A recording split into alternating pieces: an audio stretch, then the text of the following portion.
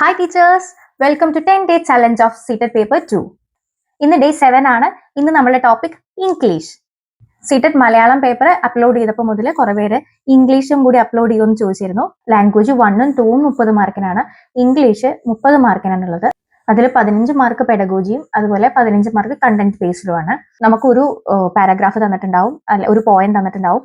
ഇതിൽ നിന്നുള്ള ചോദ്യങ്ങളാണ് കൂടുതലായിട്ടും ഉള്ളത്. പിന്നെ കുറച്ച് ഭാഗം ഒരു 5-6 മാർക്കിന് നമ്മുടെ മലയാളത്തിൽ അതേ പാറ്റേൺ പോലെ തന്നെ 5-6 മാർക്കിന് ഗ്രാമറുമായിട്ട് ബന്ധപ്പെട്ടുള്ള കാര്യങ്ങൾ ചോദിക്കും. അപ്പോൾ കുറച്ച് കാര്യങ്ങൾ നമ്മൾ പഠിച്ചിരിക്കണം. കുറച്ച് പ്രീവിയസ് ഇയർ ക്വസ്റ്റ്യൻസ് ആഡ് ചെയ്തിട്ടുണ്ട്. ഇതല്ലാതെ 2021 ക്വസ്റ്റ്യൻ പേപ്പറിന്റെ ക്വസ്റ്റ്യൻസ് ഞാൻ പേസ്റ്റ് ചെയ്തിട്ടുണ്ട്. അപ്പൊ നിങ്ങൾക്ക് പാരഗ്രാഫിൽ നിന്ന് എങ്ങനെയാണ് ചോദ്യങ്ങൾ വരുന്നത്, പോയത്തിൽ നിന്ന് എങ്ങനെയാണ് ചോദ്യങ്ങൾ വരുന്നത് എന്നുള്ളത് മനസ്സിലാക്കാൻ സാധിക്കും. ക്വസ്റ്റ്യനിലേക്ക് പോവാം. Question number 1, choose the word most nearly similar in meaning to the underlined word. ഇവിടെ അണ്ടർലൈൻഡ് വേർഡ് എക്സ്പ്ലിസിറ്റ് എന്നാണ്. The teacher give an explicit direction to the students. ഇവിടെ എക്സ്പ്ലിസിറ്റ് എന്നുള്ള വാക്കിന് സിമിലർ ആയിട്ടുള്ള മീനിങ് കണ്ടുപിടിക്കാനാണ് പറഞ്ഞിട്ടുള്ളത്. ഇത് ആൻസർ ചെയ്യാൻ ഒരു ഈസി മെത്തേഡ് ഉണ്ട്. എക്സ്പ്ലിസിറ്റ് ഓപ്ഷൻസ് നോക്കൂ. Confusing, clear, hidden, vague. ഇതിൽ നോക്കിയേ, കൺഫ്യൂസിങ് ആയാലും ഹിഡൻ ആയാലും വേഗ് ആയാലും എല്ലാത്തിനും ഏതാണ്ട് ഒരേ അർത്ഥമാണ്, അത്ര ക്ലിയർ അല്ല എന്നുള്ള അർത്ഥമാണ് വരുന്നത് അല്ലേ. ഇവിടെ ആകെ ബി ഓപ്ഷൻ ക്ലിയർ എന്നുള്ളത് മാത്രമാണ് ഡിഫറെന്റ് ആയിട്ടുള്ള ഒരു അർത്ഥം വരുന്നത്. അപ്പൊ അതന്നെയാണ് ഉത്തരം, ഓപ്ഷൻ ബി. എക്സ്പ്ലിസിറ്റ് എന്നുള്ളതിന് സിമിലർ വേർഡ് എന്താണ്? ക്ലിയർ എന്നാണ് അർത്ഥം. ഇതേ പാറ്റേണിലുള്ള അടുത്ത ക്വസ്റ്റ്യൻ ആണ്. Choose the word most nearly opposite in meaning to adversity. Adversity എന്നുള്ളതിന് ഓപ്പോസിറ്റ് മീനിങ് വരുന്നതാണ് ചോദിക്കുന്നത്. Misfortune, prosperity, helplessness, crisis. ഇതിൽ നോക്കിയേ, മിസ്ഫോർച്യൂൺ ആണെങ്കിലും ഹെൽപ്ലെസ്നെസ് ആണെങ്കിലും ക്രൈസിസ് ആണെങ്കിലും ഒക്കെ ഇതൊരു നെഗറ്റീവ് ടേമുകൾ അല്ലേ. ഇതിന്റെ കൂടെ ഒരു ഡിഫറെന്റ് ആയിട്ടുള്ള മീനിങ് വരുന്ന ഏതാണ്? പ്രോസ്പെരിറ്റി ആണ്. ഇവിടെ ആൻസർ ഓപ്ഷൻ ബി, പ്രോസ്പെരിറ്റി ആണ് കറക്റ്റ്. അപ്പൊ ഇങ്ങനെ സിമിലർ അർത്ഥം വരുന്ന വാക്കുകൾ ചോദിച്ചു കഴിഞ്ഞാൽ ഇങ്ങനെ ഒരു ട്രിക്ക് നിങ്ങൾ ഉപയോഗിക്കുക. CTET സ്ഥിരമായി ചോദിക്കുന്ന കുറച്ച് ഓപ്പോസിറ്റ് വേർഡ്സ് ആണ് കൊടുത്തിട്ടുള്ളത്.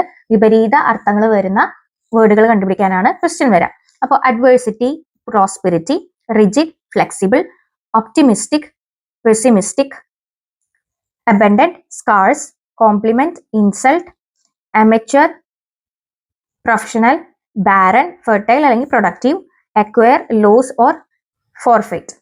ഇത്രയും വേർഡുകൾ നിങ്ങൾ ഒന്ന് വായിച്ച് മനസ്സിലാക്കി വെക്കുക. ഈ ക്വസ്റ്റ്യനുകൾ ഫ്രീക്വന്റ് ആയിട്ട് CTET ചോദിച്ചിട്ടുണ്ട്. നെക്സ്റ്റ് CTETന്റെ തന്നെ സിമിലർ അർത്ഥം വരുന്ന, ഓപ്പോസിറ്റ് അർത്ഥമല്ല, ഓപ്പോസിറ്റ് അർത്ഥം വരുന്നതാണ് നമ്മൾ നേരത്തെ നോക്കിയത്. ഇനി സിമിലർ അർത്ഥം വരുന്നത് ചോദിക്കും. സിമിലർ മീനിങ് ഉള്ള വേർഡ്സ് പിക്ക് ചെയ്യാൻ ചോദിക്കും. അതിലുള്ളതാണ് എക്സ്പ്ലിസിറ്റ്, ക്ലിയർ. എക്സ്പ്ലിസിറ്റ് എന്ന് പറഞ്ഞാൽ ക്ലിയർ, പ്രിസൈസ് എന്ന് പറഞ്ഞാൽ അക്യുറേറ്റ് ആയിട്ടുള്ളത്, ഇൻസെന്റീവ് എന്ന് പറഞ്ഞാൽ മോട്ടിവേറ്റ്, റിവാർഡ്, വിവിഡ് എന്ന് പറഞ്ഞാൽ ഗ്രാഫിക്, ബ്രൈറ്റ്, ഹോസ്റ്റൈൽ എന്ന് പറഞ്ഞാൽ അൺഫ്രണ്ട്ലി, ആന്റഗോണിസ്റ്റിക് ബിഹേവിയർ ആണ്, ട്രിവിയൽ എന്ന് പറഞ്ഞു കഴിഞ്ഞാൽ അൺഇമ്പോർട്ടന്റ് അല്ലെങ്കിൽ മൈനർ ആയിട്ടുള്ളത്, evaluate, assess, judgement, authentic, genuine, real. അപ്പൊ ഇത്രയും വാക്കുകൾ കൂടി ഒന്ന് ഓർത്ത് വെക്കാം. അടുത്തൊരു question pattern. Question number 3, identify the underlined word he is a fast runner. ഇതിൽ ഫാസ്റ്റ് എന്നുള്ളതാണ് അണ്ടർലൈൻ ചെയ്തിട്ടുള്ളത്. ഇതിലെ ഓപ്ഷൻസ് നോക്കിയാൽ ഇതൊരു നൗൺ ആണോ, ആഡ്വർബ് ആണോ, അഡ്ജക്റ്റീവ് ആണോ, അതോ വേർബ് ആണോ എന്നാണ് ചോദിച്ചിട്ടുള്ളത്. അപ്പൊ ഇത് 4 നമുക്ക് അറിയണം അല്ലെ. അപ്പോ കുറെ പേർക്ക് അറിയുണ്ടാവും, നല്ല അറിയാത്ത ആൾക്കാർക്ക് വേണ്ടിയിട്ടാണ് പറയുന്നത്. നൗൺ എന്ന് പറഞ്ഞാൽ എന്താണ്? ഏതെങ്കിലും ഒരാളുടെ പേര്, നെയിം, ആളുടെ പേര്, സ്ഥലത്തിന്റെ പേര്, അതുപോലെ സാധനങ്ങള്, ഇതിനൊക്കെ നമ്മൾ എന്താണ്? നൗൺ എന്നാണ് പറയാം. അടുത്തത് വെർബ്. വെർബ് എന്ന് പറയുന്നത് എന്താണ്? ആക്ഷൻ ആണ്. വെർബ് എന്ന് പറയുന്നത് ആക്ഷൻ ആണ്. Do, jump, walk, stand, sit, ഇതൊക്കെ ആക്ഷൻസ് അല്ലേ.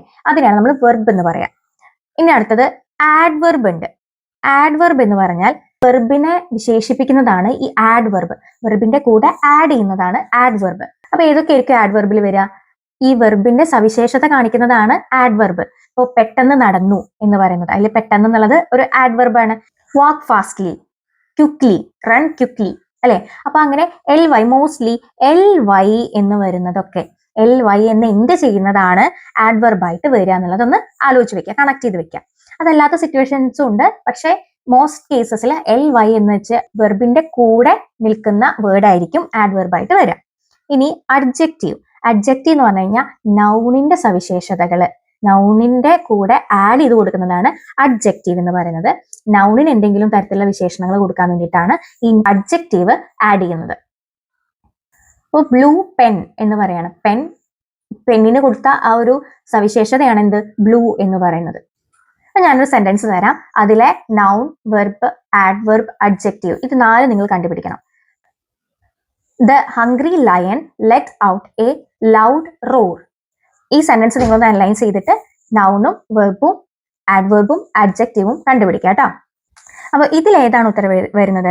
ഇതിലെ നൗൺ ആരാ? ഇതിലെ നൗണ് റണ്ണർ ആണ്.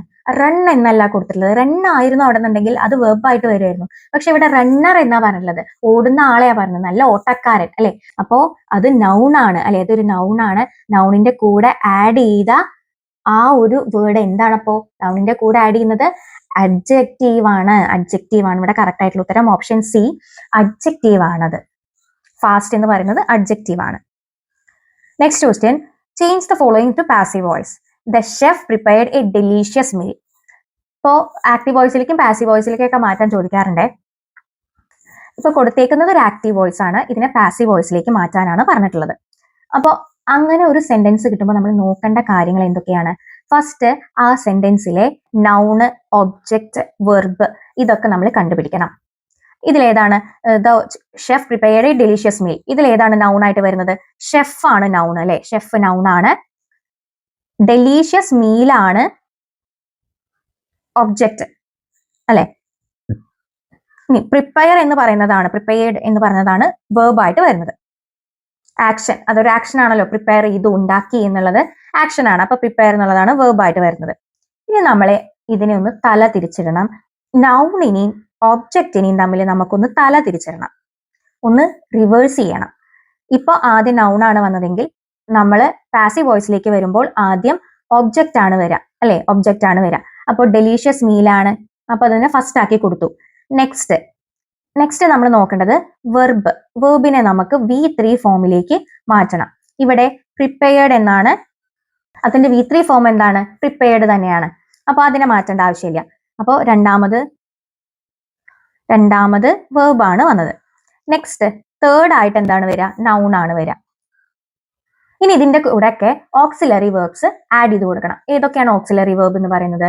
ആം, is, are, were, was, being, been ഇതൊക്കെയാണ് ഓക്സിലറി വേർബ് ആയിട്ട് വരുന്നത്. ഇതിൽ ആപ്റ്റ് ആയിട്ടുള്ള ഒരു ഓക്സിലറി വേർബ് നമുക്ക് ഇവിടെ ആഡ് ചെയ്ത് കൊടുക്കണം. എവിടെ ആഡ് ചെയ്തേണ്ടത്? അത് ഒബ്ജക്റ്റിന് ശേഷവും വെർബിന് മുൻപേ ആയിട്ട് ആഡ് ചെയ്ത് കൊടുക്കണം. ഇവിടെ ഡെലീഷ്യസ് മീൽ എന്ന് പറഞ്ഞാൽ ഒരു ഡെലീഷ്യസ് മീലിനെ കുറിച്ചല്ലേ പറയുന്നത്. അപ്പൊ നമുക്കിവിടെ വാസ് എന്നുള്ളതാണ് ആഡ് ചെയ്ത് കൊടുക്കുന്നത്. രണ്ടെണ്ണത്തിനാണെങ്കിൽ നമ്മൾ വേർന്ന് ആഡ് ചെയ്ത് കൊടുക്കേണ്ടി വരും. അപ്പോൾ first delicious meal was prepared by the chef അല്ലെ. ആരാ പ്രിപ്പയർ ചെയ്ത്? By the chef. അപ്പൊ ഓപ്ഷൻ ബി ആണ് ആൻസർ ആയിട്ട് വരുന്നത്. A delicious meal was prepared by the chef. ഇങ്ങനെ പാസീവ് വോയിസിലേക്ക് മാറ്റാൻ അറിയില്ലെങ്കിൽ ഈ ഒരു ടേബിൾ നിങ്ങൾ പഠിച്ചു വെക്കുക.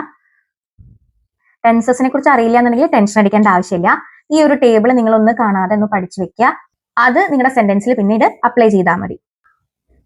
ഇതിൽ ഫസ്റ്റ് കോളത്തിൽ കൊടുത്തിട്ടുള്ളത് ആക്റ്റീവ് വോയിസ് ആണ്, സെക്കൻഡ് കോളത്തിൽ കൊടുത്തിട്ടുള്ളത് പാസീവ് വോയിസും ആണ്. Question number 6. He was been living in this city dash 2010. A for B since, C from, D in. ഇവിടെ ഏതാണ് ഫില്ല് ചെയ്യേണ്ടതെന്നാണ് ചോദിക്കുന്നത്. അപ്പൊ ഇതിൽ നമുക്ക് ഓരോ ഓപ്ഷൻസിനെ പഠിക്കാം അല്ലെ. 4 എന്ന് കൊടുക്കുക എപ്പോഴാണ്? 4 എന്ന് കൊടുക്കുന്നത് എ പീരീഡ് ഓഫ് ടൈമിന് വേണ്ടിയിട്ടാണ്. A period of time, 4 years, 5 years, for a day അങ്ങനെയൊക്കെ ഒരു പീരീഡ് ഓഫ് ടൈമിനെ കാണിക്കാൻ വേണ്ടിയിട്ടാണ് 4 കൊടുക്കുക. ഫോർ 10 years എന്നൊക്കെ പറയുന്നത്. സിൻസ് കൊടുക്കുക, ഒരു സ്പെസിഫിക് ആയിട്ടുള്ള സ്റ്റാർട്ടിംഗ് ഉണ്ട്. Since morning, since yesterday, since that day അങ്ങനെയൊക്കെ പറയുന്നത്. അങ്ങനത്തെ സെന്റൻസുകൾ ആണെന്നുണ്ടെങ്കിൽ അതിനെയാണ് നമ്മൾ സിൻസ് എന്ന് കൊടുക്കുക. അപ്പൊ ഒരു കറക്റ്റ് ആയിട്ടുള്ള സ്റ്റാർട്ടിംഗ് ഉണ്ട്. നെക്സ്റ്റ് ഫ്രം വരണം എന്നുണ്ടെങ്കിൽ സ്റ്റാർട്ടിങ്ങും വേണം എൻഡിങ്ങും വേണം. From today to tomorrow, 4 PM to 5 PM അങ്ങനെ സ്റ്റാർട്ടിംഗ് പോയിന്റും എൻഡിങ് പോയിന്റും കൊടുത്തിട്ടുണ്ടെങ്കിൽ അവിടെയാണ് നമ്മൾ ഫ്രം ഉപയോഗിക്കുക. സ്റ്റാർട്ടിങ്ങും വേണം എൻഡിങ്ങും വേണം. അൺസ്പെസിഫിക് ആയിട്ടുള്ള ടൈമിനെ പറയാൻ വേണ്ടിയിട്ടാണ് ഇൻ കൊടുക്കുക. ഇന്നേ ഡേയിൽ എപ്പോഴെങ്കിലും, ഒരു ദിവസത്തിൽ എപ്പോഴെങ്കിലും. ഇൻ ഫെബ്രുവരിയിൽ ഏതെങ്കിലും ഒരു ദിവസം. അൺസ്പെസിഫിക് ആയിട്ടുള്ള ടൈമിനെ പറയാനാണ് നമ്മൾ ഇൻ കൊടുക്കുക. ഫോർ കൊടുക്കുന്നത് ഒരു കറക്റ്റ് പീരീഡ് പറയാൻ വേണ്ടിയിട്ടാണ്. സിൻസ് പറയുന്നത് സ്റ്റാർട്ടിംഗ് പോയിന്റ് കറക്റ്റ് ആയിട്ട് പറയുമ്പോഴാണ്. ഫ്രം കൊടുക്കുന്നത് സ്റ്റാർട്ടിങ്ങും എൻഡിങ്ങും കൊടുക്കുമ്പോഴാണ്. അങ്ങനെ വരുമ്പോൾ ഇവിടെ ഏതാ വരിക? ഇവിടെ സ്റ്റാർട്ടിംഗ് പോയിന്റ് കറക്റ്റ് ആയിട്ട് കൊടുത്തിട്ടുണ്ട് അല്ലെ. സിറ്റിയിൽ 2010 മുതൽ ഉണ്ട്. അപ്പൊ അതിന് പറയാൻ എന്താ കൊടുക്കേണ്ടത്? It's option B, since 2010. നിങ്ങൾക്ക് ഇവിടെ കുറച്ച് ക്വസ്റ്റ്യൻസ് കൊടുത്തിട്ടുണ്ട്. ഇതുപോലെ ഇൻ, ഫോർ അതൊക്കെ ഫില്ല് ചെയ്ത് പഠിക്കാൻ വേണ്ടിയിട്ടാണ് ഈ ക്വസ്റ്റ്യൻസ് കൊടുത്തിട്ടുള്ളത്. നിങ്ങൾ ഒന്ന് പോസ് ചെയ്യുക, സ്ക്രീൻഷോട്ട് എടുക്കുക, എന്തെങ്കിലും ചെയ്യുക, ആൻസർ ചെയ്യാൻ ശ്രമിക്കുക. Question number 7. Identify the error in the sentence. One of my friend is coming today. ഇതിലുള്ള എറർ, സെന്റൻസിലുള്ള എറർ കണ്ടുപിടിക്കാനാണ് പറഞ്ഞിട്ടുള്ളത്. One of my friend is coming today. ഇതിൽ എന്താ തെറ്റ്? വൺ ഓഫ് മൈ ഫ്രണ്ട്, എന്റെ സുഹൃത്തിൽ ഒരാൾ എന്ന് പറയുമോ നമ്മള്? ഇല്ല. എന്റെ സുഹൃത്തുക്കളിൽ ഒരാൾ എന്നല്ലേ പറയാ. നമുക്ക് ഒറ്റ ഫ്രണ്ട് ഉണ്ടെങ്കിൽ എന്റെ ഫ്രണ്ട് ഈസ് കമ്മിങ് ടുഡേ എന്ന് പറഞ്ഞാൽ പോരെ? My friend is coming today എന്ന് പറഞ്ഞാൽ മതിയല്ലോ. ഇവിടെ എന്റെ ഫ്രണ്ട്സുകൾ കുറെ ഉണ്ട്, അതിലെ ഒരാളാണ് ഇന്ന് വരുന്നത്. വൺ ഓഫ് മൈ ഫ്രണ്ട്സ് എന്നായിരുന്നു കൊടുക്കേണ്ടിയിരുന്നത്. അപ്പോ ഓപ്ഷൻ എ ആണ് കറക്റ്റ്. പാർട്ട് എയിലാണ് എറർ ഉള്ളത്. Question number 8. Fill in the blank. If dash a bird I would fly to you. എനിക്ക് ചിറകുണ്ടായിരുന്നെങ്കിൽ ഞാൻ നിന്റെ അടുത്തേക്ക് പറഞ്ഞെത്തിയേനെ എന്നുള്ളതാണ് അർത്ഥം അല്ലെ. ഇവിടെ ഏതാണ് കൊടുക്കേണ്ടത്? ആം ആണോ, വാസ് ആണോ, വേർ ആണോ, ഹാവ് ബീൻ ആണോ? ഇവിടെ എന്താ? ഞാനൊരു പക്ഷി ആയിരുന്നെങ്കിൽ എന്നാണ് പറഞ്ഞത്. പക്ഷിയാവോ? അങ്ങനെ മനുഷ്യന്മാര് പക്ഷിയാവോ? ഇല്ല. ഇതൊരു സാങ്കല്പികമാണ്. നമുക്ക് നടക്കാത്ത ഒരു കാര്യത്തെക്കുറിച്ച് നമ്മൾ ഡ്രീം ചെയ്യാണ്. അങ്ങനത്തെ സിറ്റുവേഷനുകളിൽ നമ്മൾ വേർ എന്നാണ് കൊടുക്കുക. Option C, were. If I were a bird I would fly to you. If I were a spiderman, ഞാൻ എന്തെങ്കിലുമൊക്കെ ചെയ്താലേ. Question number 9.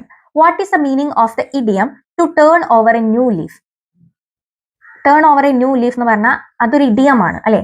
ആ ഇഡിയത്തിന്റെ മീനിങ് എന്താണെന്നാണ് ചോദിച്ചിട്ടുള്ളത്. To plant a tree, to change for the better, to read a book carefully, to hide the truth. ഇവിടെ എന്താ correct ആയിട്ട് answer വരുന്നത്? Option B, to change for the better. ഇങ്ങനെ കുറെ ഇഡിയംസ് ചോദിക്കാറുണ്ട്. Question number 10. A person who looks at the bright side of things. Pessimist, optimist, atheist, altruist. ഇതിൽ ഓരോന്ന് അറിയണം അല്ലെ. അപ്പൊ നമുക്ക് നോക്കാം. പെസിമിസ്റ്റ് എന്ന് പറഞ്ഞു കഴിഞ്ഞാൽ എന്തൊരു കാര്യം ഉണ്ടെങ്കിലും അതിന്റെ നെഗറ്റീവ് വശം, നോക്കുന്ന ആളെയാണ് നമ്മൾ പെസിമിസ്റ്റ് എന്ന് പറയാം. അപ്പൊ നമ്മുടെ കൂട്ടത്തിൽ എല്ലാവർക്കും ഉണ്ടാവും ഒരു ഫ്രണ്ട്, എപ്പോഴും പെസിമിസ്റ്റ് ആയിട്ടുള്ള ഒരു ഫ്രണ്ട്. എന്ത് കിട്ടിയാലും എന്താണ്, അതിന്റെ നെഗറ്റീവ് ആയിട്ടുള്ള വശമായിരിക്കും നോക്കുക. ഒരു ക്രിസ്മസ് ഗിഫ്റ്റ് കിട്ടിയ, ഓ ഇത്ര വൃത്തികെട്ട ഒരു സാധനമാണല്ലോ കിട്ടിയത്, അങ്ങനെയൊക്കെ ചിന്തിക്കുന്ന ആൾക്കാരുണ്ടാവില്ലേ, അവരെയാണ് നമ്മൾ പെസിമിസ്റ്റ് എന്ന് പറയാം. ഇനി ഓപ്റ്റിമിസ്റ്റ് എന്ന് പറഞ്ഞാൽ എല്ലാ കാര്യത്തിലും പോസിറ്റീവ് ആയിട്ടുള്ളത് കണ്ടെത്തുന്നത്, ഒരു ബ്രൈറ്റ് സൈഡ് കണ്ടെത്തുന്ന ആൾക്കാർ. ക്രിസ്മസ് ഗിഫ്റ്റ് കിട്ടിയത് ഏറ്റവും ചീപ്പായിട്ടുള്ളതാണെങ്കിലും എന്നാലും എനിക്ക് കിട്ടിയല്ലോ, അല്ലെങ്കിൽ അതിൽ ആ കിട്ടിയ സാധനത്തിൽ എന്തെങ്കിലും പോസിറ്റീവ് ആയിട്ടുള്ള കാര്യം കണ്ടുപിടിക്കുന്ന ആൾക്കാരുണ്ടാവില്ലേ, അവരാണ് ഒപ്റ്റിമിസ്റ്റുകൾ എന്ന് പറയുന്നത്. അടുത്തത് എത്തിസ്റ്റുകൾ എന്ന് പറഞ്ഞാൽ ദൈവത്തിൽ വിശ്വാസമില്ലാത്തവരെയാണ് നമ്മൾ എത്തിസ്റ്റ് എന്ന് പറയാം. അൾട്രൂയിസ്റ്റ് എന്ന് പറഞ്ഞാൽ ഒരു സെൽഫിഷ്നെസ്സും ഇല്ലാതെ മറ്റുള്ളവർക്ക് വേണ്ടി ജീവൻ വരെ കളയാൻ തയ്യാറായിട്ടുള്ള, മറ്റുള്ളവരെ സഹായിക്കുന്ന ആൾക്കാരെ നമ്മൾ അൾട്രൂയിസ്റ്റ് എന്ന് പറയുന്നത്. അപ്പൊ ഇവിടെ കറക്റ്റ് ആയിട്ടുള്ള ആൻസർ വരുന്നത് ഏതാണ്? ഓപ്ഷൻ ബി, ഒപ്റ്റിമിസ്റ്റ് ആണ്. എല്ലാ കാര്യങ്ങളിലും ബ്രൈറ്റ് സൈഡ് കാണുന്നവർ. Question number 11. The flood cost extensive damage. ഇവിടെ എക്സ്റ്റെൻസീവ് എന്ന് പറയുന്നതിന് സിനോണിം കണ്ടെത്താനാണ് പറഞ്ഞിട്ടുള്ളത്. എക്സ്റ്റെൻസീവ് എന്നുള്ളതിന് സിനോണിം കണ്ടെത്താൻ നമ്മൾ ക്വസ്റ്റ്യൻ നമ്പർ 1 പറഞ്ഞ അതേ ട്രിക്ക് ഇവിടെ അപ്ലൈ ചെയ്ത് നോക്കിയേ. സ്മോൾ, മിനിമൽ, ടെമ്പററി, ഇതൊക്കെ ഒരേ അർത്ഥം വരുന്നതാണ് അല്ലെ. ചെറുത്, കുറച്ച് അല്ലെ, കുറച്ച് കാലത്തേക്ക് മാത്രം നിൽക്കുന്നത്. അപ്പൊ ഇതൊക്കെ നമുക്ക് എന്ത് ചെയ്യാം? ഇതൊക്കെ നമുക്ക് ക്യാൻസൽ ചെയ്ത് കളയാം. ആൻസർ ആയിട്ട് വരുന്നത് വൈഡ് സ്പ്രെഡ്. എക്സ്റ്റെൻസീവ് എന്ന് പറഞ്ഞു കഴിഞ്ഞാൽ വൈഡ് സ്പ്രെഡ് എന്നാണ് ഉത്തരം. അപ്പോൾ സീറ്ററ്റിൽ ഓപ്ഷൻസ് കൊടുക്കുമ്പോൾ ഓപ്ഷൻസ് നോക്കിയിട്ട് നമുക്ക് ക്യാൻസലേഷൻ വഴി കറക്റ്റ് ആയിട്ടുള്ള ഉത്തരത്തിലേക്ക് എത്താൻ പറ്റും. നമുക്ക് ലാംഗ്വേജിൽ പോയം തരാനുള്ള ചാൻസ് ഉണ്ട്. നിങ്ങൾ ലാംഗ്വേജ് 1 ആയിട്ടാണ് ഇംഗ്ലീഷ് ചൂസ് ചെയ്തത് വെച്ചാൽ പോയംസ് ഉണ്ടാവും. ലാംഗ്വേജ് 2 ആയിട്ടാണ് ഓപ്റ്റ് ചെയ്തതെന്ന് വെച്ചാൽ പോയംസ് ഉണ്ടാവാൻ സാധ്യതയില്ല. അപ്പൊ പോയംസ് ഉണ്ടെന്നുണ്ടെങ്കിൽ അതിൽ മെറ്റഫർ എന്താണെന്നും അതുപോലെ പേഴ്സോണിഫിക്കേഷൻ എന്താണെന്നും ചോദിക്കും. മെറ്റഫർ എന്ന് പറഞ്ഞാൽ നമ്മളൊരു ഡിറക്റ്റ് കമ്പാരിസൺ, നമ്മളൊരു കമ്പാരിസൺ നടത്തുന്നതിനെ, നമ്മൾ കമ്പയർ ചെയ്യുന്നതിനെയാണ് നമ്മൾ മെറ്റഫർ എന്ന് പറയാം. ഉദാഹരണത്തിന് camel is the ship of desert. ഡെസേർട്ടിലെ ഷിപ്പായിട്ട് നമ്മൾ ക്യാമലിനെ എന്ത് ചെയ്യാണ്? കമ്പയർ ചെയ്യാണ് ചെയ്യുന്നത്. അങ്ങനെ ഡയറക്റ്റ് കമ്പാരിസൺ ആണ് നടത്തുന്നത് വെച്ചാൽ അതിനെയാണ് നമ്മൾ മെറ്റഫർ എന്ന് പറയാം. നെക്സ്റ്റ് പേഴ്സോണിഫിക്കേഷൻ ആണ്. നോൺ ഹ്യൂമൺ ആയിട്ടുള്ള ആൾക്കാർക്ക് ഹ്യൂമന്റെ ക്യാരക്ടേഴ്സ് കൊടുക്കുക. ഇപ്പോ കാറ്റിന്റെ മർമരം എന്നൊക്കെ നമ്മൾ പറഞ്ഞു കേട്ടിട്ടില്ലേ, ദ വിൻഡ് വിസ്പേർഡ്, അങ്ങനെ വിൻഡിന് അങ്ങനെ സ്വകാര്യം പറയാൻ കഴിയോ? ഇല്ല. അപ്പൊ ഹ്യൂമന്റെ ക്വാളിറ്റിയാണ് വിസ്പർ ചെയ്യാന്നുള്ളത്. ആ വിസ്പേർഡ് എന്നുള്ള ക്വാളിറ്റി നമ്മൾ എന്തിനു കൊടുത്തു? നോൺ ഹ്യൂമൻ ആയിട്ടുള്ള വിൻഡിന് കൊടുത്തു. അപ്പൊ ഇത്രയും പ്രീവിയസ് ഇയർ ക്വസ്റ്റ്യൻസ് സോൾവ് ചെയ്യാനുള്ള ട്രിക്കുകളും നമ്മൾ പറഞ്ഞു. ഇനി ക്വസ്റ്റ്യൻ പേപ്പർ എങ്ങനെയായിരിക്കും? ക്വസ്റ്റ്യൻ പേപ്പറിൽ എങ്ങനെയാണ് ആ പാരാഗ്രാഫ് കൊടുക്കുന്നത്, എങ്ങനെയാണ് പോയിന്റ്സ് കൊടുക്കുന്നത്, അതിന് എങ്ങനെയാണ് ക്വസ്റ്റ്യൻസ് വരുന്നത് എന്നുള്ളത് ഡിസ്കസ് ചെയ്യാം. പാർട്ട് 3യിലാണ് നമ്മുടെ ലാംഗ്വേജ് 1 ആയിട്ട് വരിക കേട്ടോ. പാർട്ട് 4ലാണ് ലാംഗ്വേജ് 2 ഇംഗ്ലീഷ് നിങ്ങൾ ചൂസ് ചെയ്താൽ അങ്ങനെയാണ്. പാർട്ട് 2ലാണ് വരാം. അപ്പൊ ആദ്യം തന്നെ എന്താണ്, ഒരു പാസേജ് കൊടുത്തിട്ടുണ്ട്. ആ പാസേജ് 1, 2, 3 എന്ന 3 പാസേജുകളാണ് കൊടുത്തിട്ടുള്ളത്. ഫസ്റ്റ് മൾട്ടി ടാസ്കിങ്ങിനെ കുറിച്ചാണ് ഒരു പാരഗ്രാഫ് കൊടുത്തിട്ടുള്ളത്. ഫസ്റ്റ് പാരഗ്രാഫും സെക്കൻഡ് പാരഗ്രാഫും ഒന്ന് വായിക്കാം. നമ്മൾ പാരഗ്രാഫ് വായിച്ചിട്ട് ഉത്തരം എഴുതേണ്ടതിന് നിങ്ങൾ ഫസ്റ്റ് ചെയ്യേണ്ടത് പാരഗ്രാഫ് വായിക്കുക എന്നുള്ളതല്ല, ടൈം സേവ് ചെയ്യാൻ. നമുക്കറിയാം 150 ക്വസ്റ്റ്യൻസ് ഈ 2.5 മണിക്കൂർ കൊണ്ട് നമ്മൾ എഴുതി തീർക്കണം. നിങ്ങൾ ആദ്യം ചെയ്യേണ്ടത് ക്വസ്റ്റ്യൻസ് വായിക്കുക. ഇപ്പൊ ഇവിടെ ക്വസ്റ്റ്യൻ നമ്പർ 91ഉം 92ഉം അല്ലെ. ആദ്യം ക്വസ്റ്റ്യൻ വായിച്ചിട്ട് നിങ്ങൾ എന്ത് ചെയ്യുക, പാരഗ്രാഫിലേക്ക് പോവുക. അപ്പൊ പാരഗ്രാഫ് വായിക്കുമ്പോൾ നിങ്ങൾക്ക് എന്ത് ചെയ്യാൻ പറ്റും, ഈ ക്വസ്റ്റ്യൻ ചോദിച്ചിട്ടുണ്ടല്ലോ എന്ന് മനസ്സിലാക്കി അത് അണ്ടർലൈൻ ചെയ്ത് വെക്കുക. അപ്പൊ തന്നെ പിന്നീട് ക്വസ്റ്റ്യൻ ഒന്നും കൂടി വായിച്ചു നോക്കുമ്പോൾ നിങ്ങൾക്ക് കറക്റ്റ് ആയിട്ട് ആൻസർ ചെയ്യാൻ പറ്റും.